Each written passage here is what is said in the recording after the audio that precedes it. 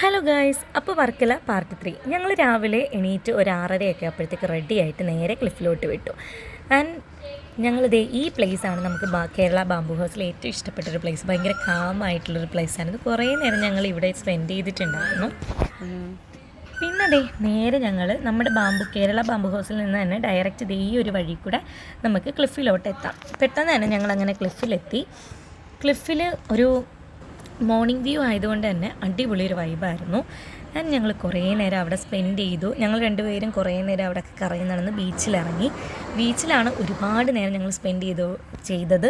ഒരു 3 hours ഞങ്ങൾ ബീച്ചിൽ തന്നെ സ്പെൻഡ് ചെയ്തിട്ട് തിരിച്ച് ഞങ്ങളിതേ നമ്മൾ ആ കേരള ബാംബു ഹൗസിൽ നിന്ന് ക്ലിഫിലോട്ട് പോകുന്ന റൂട്ടിൽ കണ്ട ആ ഒരു കുഞ്ഞു കടയിൽ കയറിയിട്ടാണ് ഞങ്ങൾ ഫുഡ് കഴിച്ചിട്ടുണ്ടായിരുന്നത്.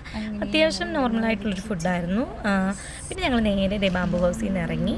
ഇനി ഞങ്ങൾ നേരെ പോകുന്നത് പല പല സ്ഥലങ്ങളിലോട്ടാണ്. അത് നമുക്ക് അടുത്ത വീഡിയോയിൽ കാണാം. ബൈ.